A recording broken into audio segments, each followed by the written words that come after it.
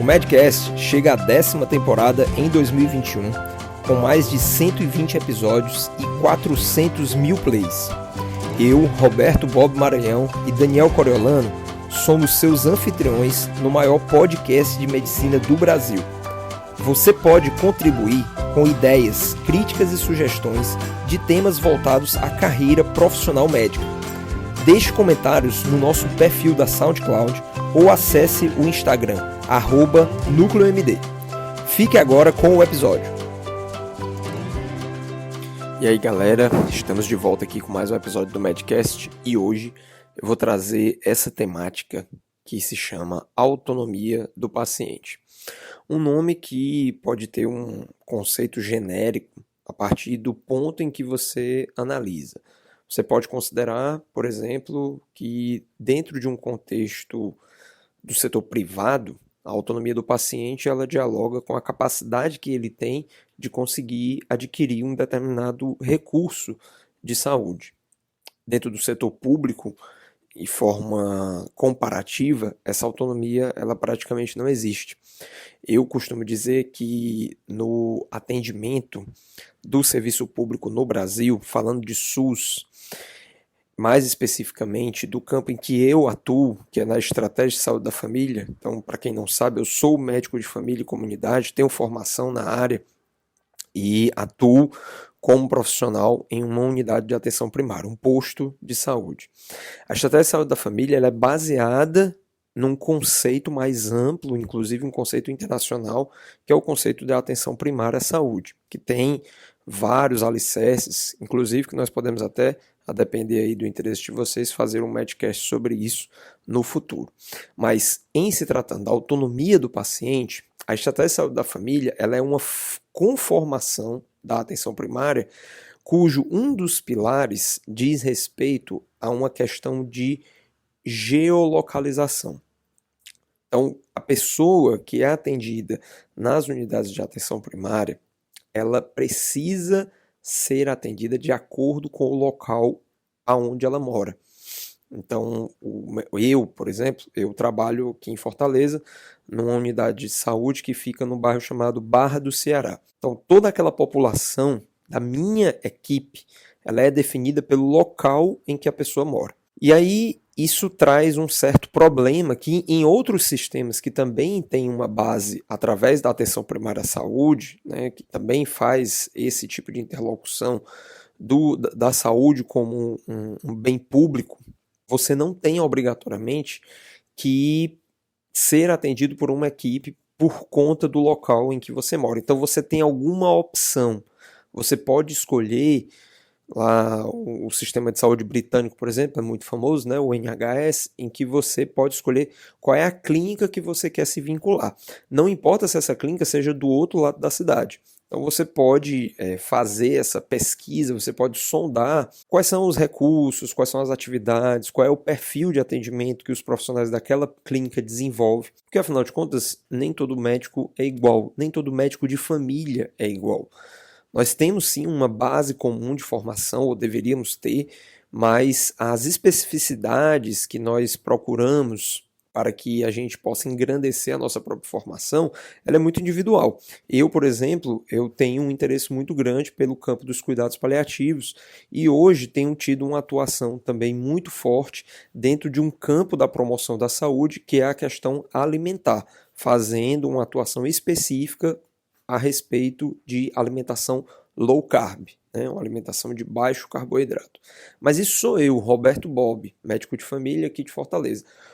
Outros colegas podem ter, por exemplo, um interesse sobre a questão atual que está cada vez mais forte e crescendo e se desenvolvendo do uso dos canabinoides.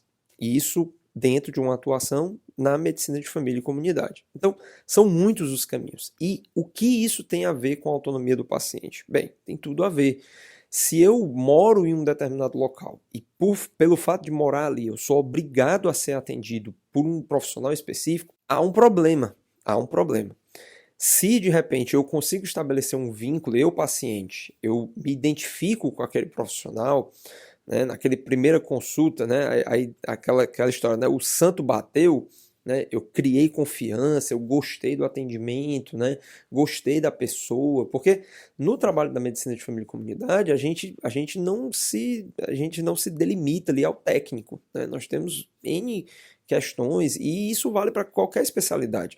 Tanto é que nós temos a questão da segunda opinião médica. Às vezes você vai num especialista por conta de um problema e por algum motivo você não, sabe, assim, ficou com aquele pé atrás. Isso eu tô colocando você, né? Porque nós, enquanto profissionais, nós em algum momento também somos pacientes, mas os nossos pacientes, eles podem ter esse sentimento de, eu não quero dizer desconfiança, né, de achar que você não está sendo verdadeiro ou algo do tipo, mas de repente querer realmente escutar uma segunda opinião. E na atenção primária no Brasil, a estratégia de saúde da família não permite isso, a menos que você se mude, a menos que você literalmente mude o endereço da sua casa, ou que você se junte com a comunidade para tirar aquele profissional dali, imaginando que seja um profissional ruim para todo mundo. Mas vamos dizer que simplesmente houve ali uma falta de vinculação sua, né? Não é que o médico seja ruim, não é que o profissional não tenha qualidade, porque simplesmente aquela vinculação não aconteceu. E, gente, isso é muito específico, muito, muito específico. As pessoas elas se conectam por diversos motivos, né? Diversas maneiras. Então, às vezes é uma palavra certa ou uma palavra errada que foi utilizada durante a consulta, que arremeteu a uma memória boa ou ruim, e isso pode colocar em risco todo o processo da relação médico-paciente. Então, valorizar a autonomia do paciente é como esse exemplo que eu falei, né?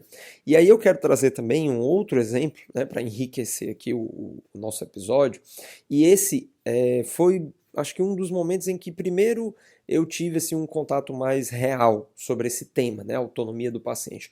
Vale destacar, gente, que esse tema, né, autonomia do paciente, ele é um tema em voga em muitos serviços de saúde, tá? Eu estou falando aqui da minha experiência na atenção primária, mas nós temos experiências, por exemplo, em hospitais famosos e importantes e grandes e de grande renome, né, no Brasil, como por exemplo o Hospital Sírio-Libanês, que valoriza muito a questão da segurança do paciente. E um dos quesitos, né, da questão da segurança do paciente está em valorizar a sua autonomia, em valorizar a sua opinião, em valorizar o seu feedback, né, em como é que foi essa experiência vivenciada pelo paciente dentro do ambiente hospitalar. Porque, via de regra, ninguém gosta de estar em hospital. Você pensar assim, nossa, onde é que você quer estar daqui a 10 anos? A pessoa, eu queria estar internado no Hospital Sírio-Libanês. Por melhor que o Hospital Sírio-Libanês possa ser, eu acho muito difícil alguém ter esse tipo de pensamento, né? É mais fácil a pessoa dizer que gostaria de estar hospedado num hotel, né? Em algum lugar do mundo, né? Numa praia, enfim, mas não estar em um hospital, realmente eu acho pouco provável, né? Que uma pessoa de livre e espontânea vontade queira exprimir, né? Uma ideia como essa, né? Mas enfim, a grande questão é que a autonomia do paciente, ela tem uma valorização muito grande quando nós nos colocamos no lugar daquela pessoa, e aí fazemos aquele exercício da empatia. Então, durante uma especialização que eu fiz, né, foi um curso de pós-graduação, que inclusive, né, eu estou aí ainda com algumas pendências para receber meu certificado, de cuidados paliativos, né, mas Deus quiser eu vou conseguir esse certificado ainda esse semestre, vou conseguir apresentar aí meu trabalho de conclusão de curso, mas enfim, durante esse curso, né, de pós-graduação em cuidados paliativos, um dos professores que foi lá conversar com a gente, eu realmente não vai me faltar aqui o nome dele agora, mas ele trouxe uma experiência própria. Ele falou de um momento em que ele ficou internado no hospital, salvo engano, ele teve uma doença oncológica, né? Ele teve um câncer. E graças a Deus tudo correu bem. Teve um excelente atendimento, foi possível fazer as medidas dentro daquilo que possibilitou que ele tivesse o câncer dele curado, né? E o câncer dele, depois que ele fez todas as cirurgias, depois que ele passou, então ele tinha que ficar ainda no hospital, sob observação, acho que fazendo alguns exames, eu não sei se até que ponto ele também tinha que fazer alguma quimioterapia, algo nesse sentido, mas o fato é que ele ficou no hospital como quem fica num hotel, né? Ou seja, ele ficou hospedado no hospital até que ele tivesse ali concluído, né, todas as etapas necessárias para que ele pudesse receber alta. E aí um belo dia ele falou que queria tomar um vinho. Ele queria tomar um vinho. Ele estava bem, né? Não havia nenhuma contraindicação. Ele médico, né? Vale destacar, né? Ele médico, sabia, né? Entendia sobre o problema pelo qual ele estava passando, né? O tipo do câncer que ele tinha. E ele sabia que o consumo de uma quantidade mínima de álcool, né? Contido numa taça de vinho, ou mesmo uma garrafa inteira de vinho, não iria prejudicar, não iria trazer nenhum prejuízo àquilo que ele ainda estava fazendo no hospital. E, para sua, né, não tão grande surpresa, quando ele solicitou isso, ele prontamente foi negado. Né? Foi negado a ele o direito, né, de poder beber uma taça de vinho, sendo que não havia nenhuma restrição do ponto de vista de saúde, né, que impedisse ou que fosse trazer algum problema. A grande questão era só porque aquilo não era uma norma do hospital. Então, isso é extremamente significativo, sabe? É você ouvir, você entender qual é a expectativa da pessoa. Não adianta você simplesmente jogar para ela tudo aquilo que ela vai ter que fazer, como se seguir as orientações de um profissional da saúde, seja ele qual for, mas aqui nós estamos falando para médicos principalmente, não adianta a gente pensar que a nossa palavra é regra, a nossa palavra é lei, e que se o paciente não seguir exatamente o que a gente vai falar, ele vai estar fadado a um destino cruel. Quem somos nós? Quem somos nós para balizar o destino ou o futuro das pessoas? A autonomia do paciente ela dialoga muito mais com uma caminhada conjunta, uma pactuação, uma parceria. Algo que nós aqui no Medcast, né, tanto eu como o Daniel, valorizamos muito. O processo de estar ao lado, de apoiar, de caminhar junto, seguir os passos. Eu tenho feito assim e eu tenho tido um bom resultado. Acredito que isso pode ser benéfico para você, mas o que você acha? Saber a opinião das pessoas frente a uma possibilidade, frente a caminhos diversos e entender por que que uma pessoa pode ou não aceitar um determinado tipo de orientação, principalmente quando aquela orientação parece fazer muito sentido para nós. Olha, você tem que fazer a quimioterapia se você quiser viver mais. Porque para a gente o importante é viver mais, é ter mais um ano de vida, ter mais 2 anos de vida. Mas a história de vida do nosso paciente pode fazer com que ele pense: a minha missão aqui já acabou. Então não faz sentido eu querer viver 1, 2, 3 anos a mais. Para quê? Simplesmente para travar uma batalha contra uma doença que no final das contas vai me levar à morte de toda forma. Entender o que a doença pode trazer de impacto na vida da pessoa e saber se ela está preparada ou se ela deseja combater aquilo, adiar aquele processo da morte, é essencial para que nós possamos estar de fato ao lado e apoiar os nossos pacientes.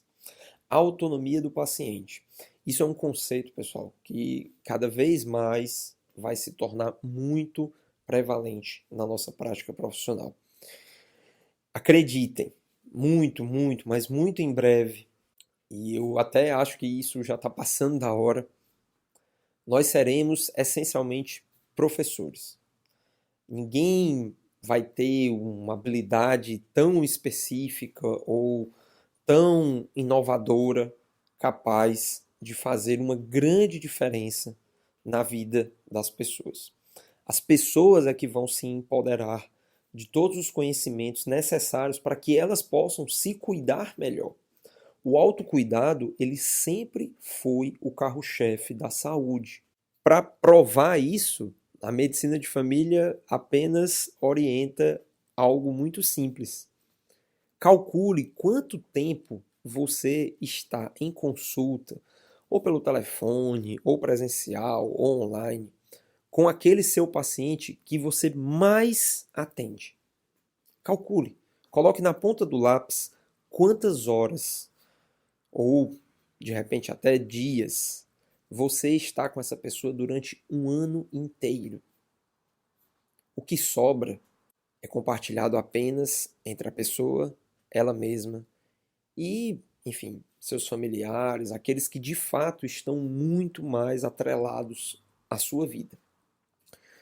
Nós precisamos estar também juntos dos nossos pacientes. Nós precisamos fazer parte da vida deles.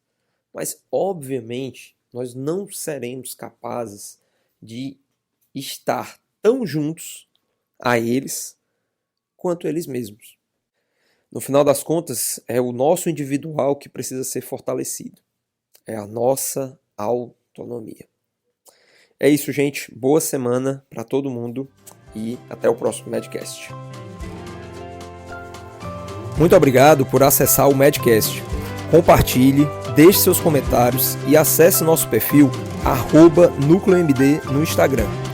E para você que deseja fazer uma parceria conosco, envie um e-mail para contato@nucleomd.com.br ou veja mais informações na descrição. A gente se encontra no próximo episódio. Até mais!